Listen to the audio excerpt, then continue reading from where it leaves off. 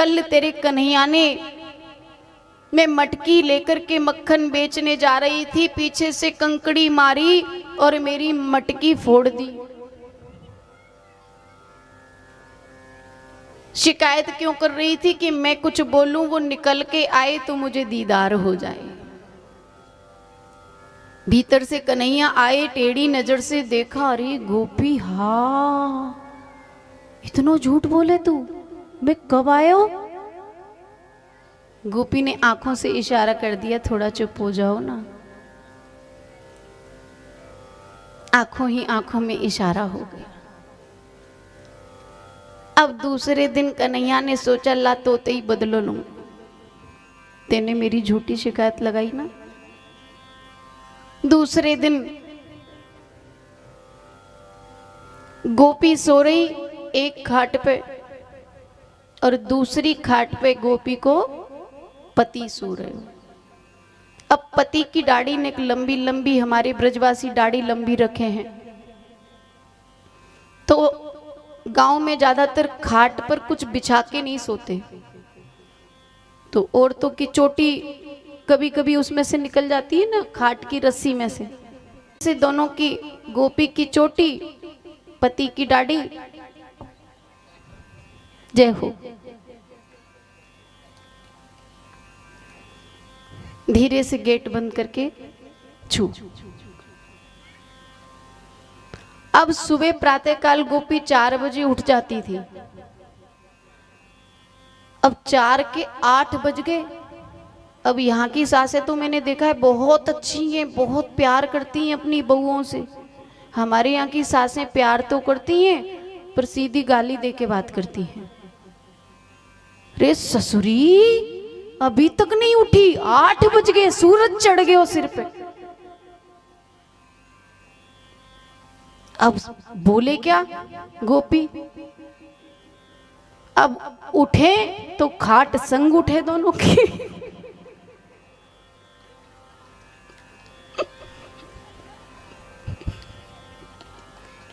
छूटे कोनी, गेट कौन खोले? सासू आवाज दे रही है, अरे बाहर आ, खेत पे जानो है, छोरो कब को चलो गए हो। अब सास को का पतो है कि छोरो भी बंदो पड़ो है।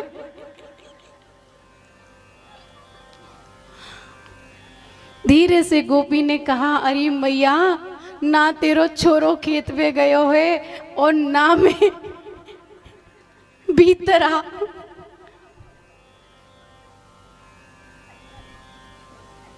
सास ने कही, छोरो भी खेत पे ना गयो है, 4 बजे चलो जातो, का है गयो, गेट खोलो देखो,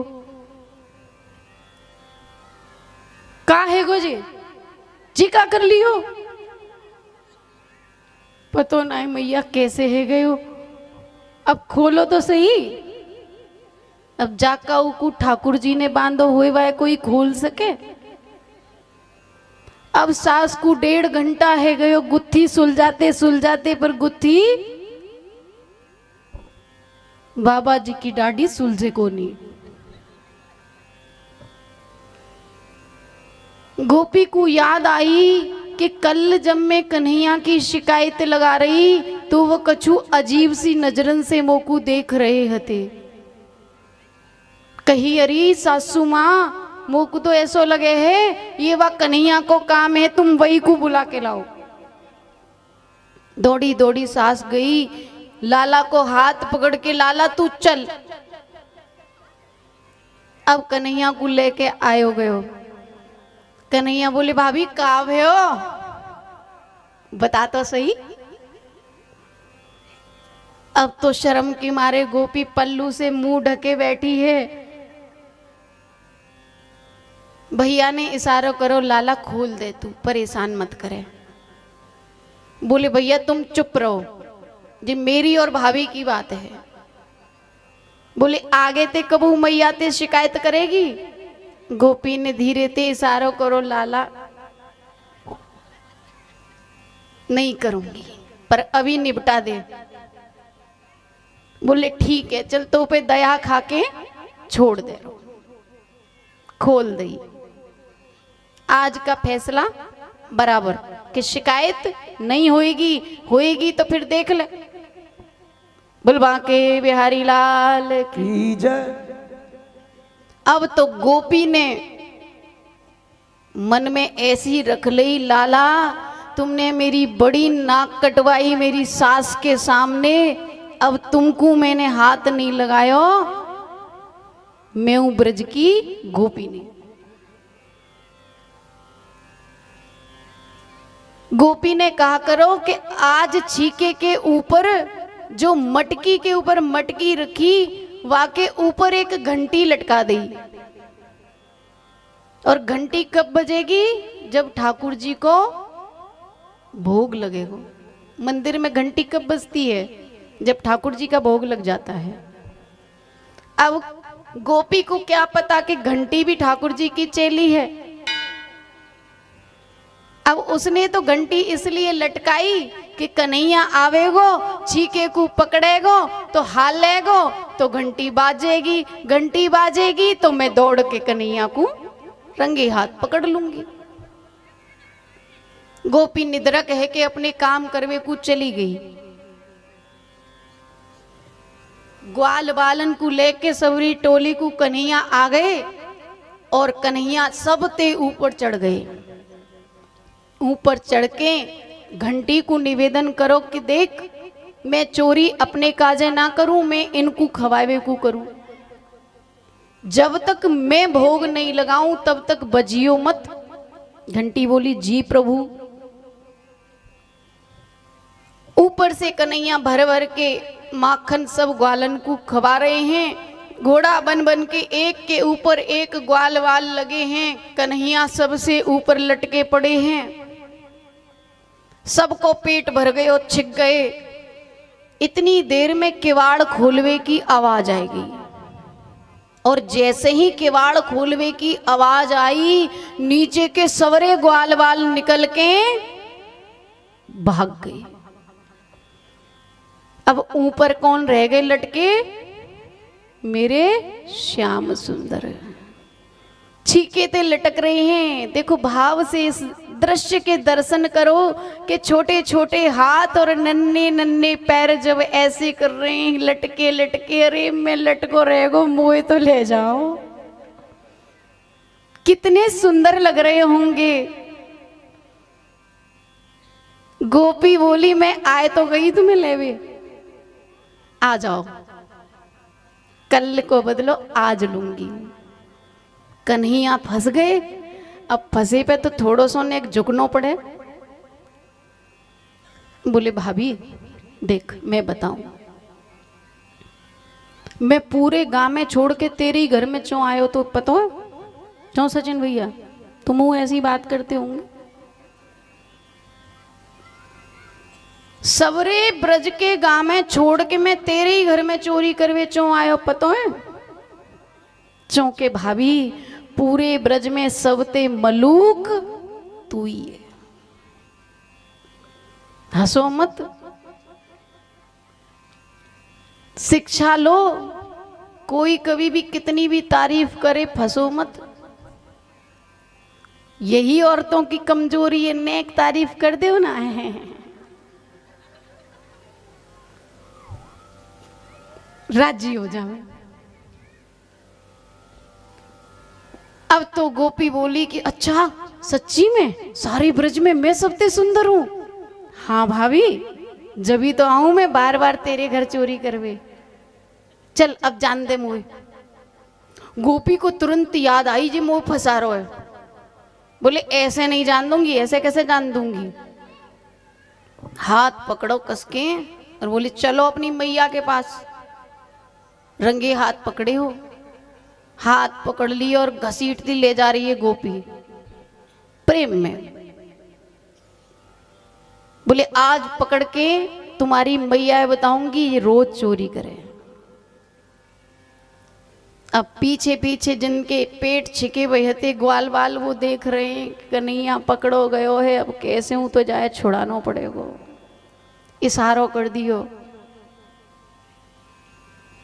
बीच रास्ता में जाके कन्हैया बोले, अरे भाभी सुन तो सही, देख मैं तेरो प्यारो देवर हूं, मान ले आज मैंने गलती कर दी, नेक दया कर, छोटी सी दया कर दे बस। बोले का करना है बताओ।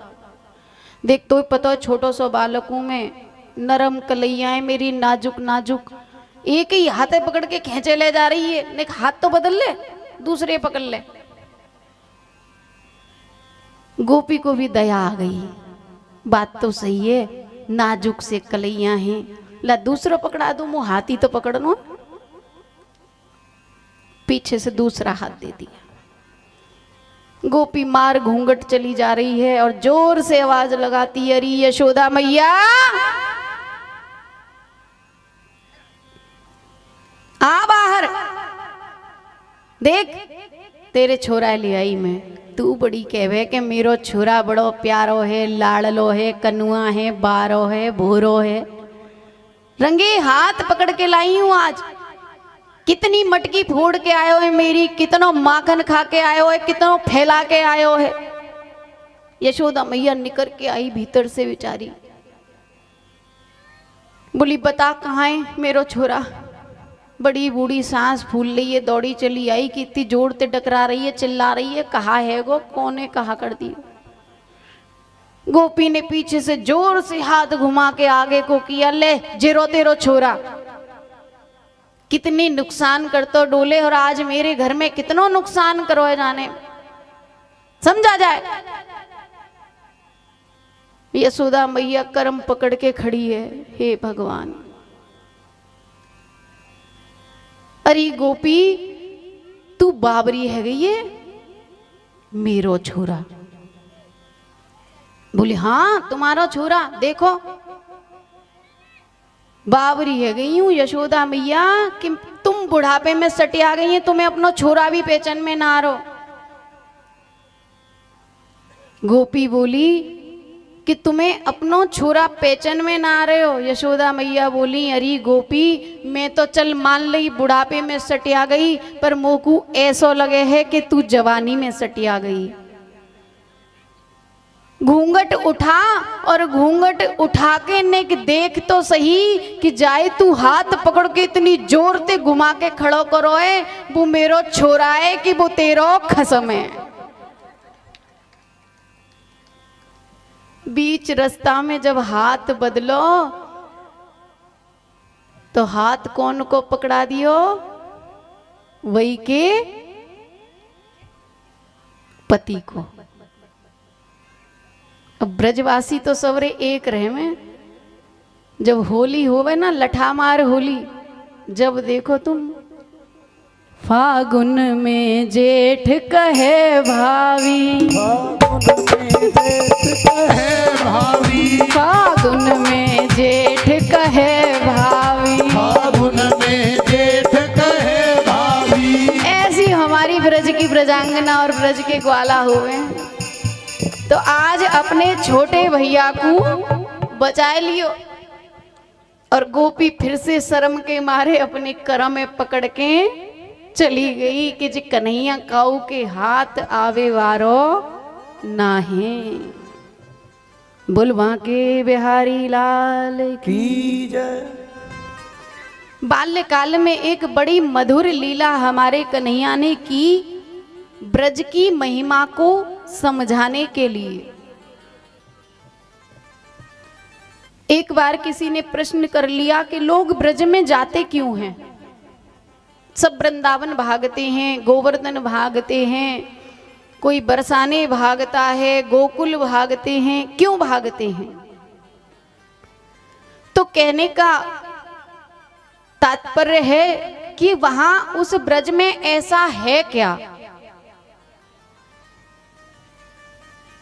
तो कुछ लोग तो कहते हैं कि लोग बिहारी जी के लिए ब्रज में जाते हैं, और हमारे बिहारी जी कहते हैं कि मैं ब्रज में इसलिए बसता हूं कि ब्रज में मेरे प्रेमी संतों की रज बसी है। तो इस रज की महिमा समझाने के लिए हमारे ठाकुर जी ने बाल्य अवस्था में एक बड़ी सुंदर लीला की कि खेलते खेलते मिट्टी का डेला मुख में रख लिया मिट्टी का डेला खा लिया। तो एक गोपी ने कहा, अरे मैया, लाला को नेक ध्यान रखे कर, तेरो लाला माटी खावे लग गयो है, मिट्टी खाता है ये। यशोदा मैया ने ध्यान रखना शुरू कर दिया। तो यशोदा मैया की भी एक नजर पड़ गई कि लाला ने छोटो सो माटी को डेला उठा के मुंह में रख लियो। और जैसे ही लाला ने मुखार विंद में माटी को डेला उठाए के रखो, यशोदा मैया ने हाथ पकड़ लियो और मुखार विंद को पकड़ के खोल दियो और दिखा, लाला तेने का खायो। तो ठाकुर जी ने अपनो मुखार विंद खोल करके सारा ब्रह्मांड का दर्शन करा दिया। बोलिए बाल कृष्ण लाल की की जय।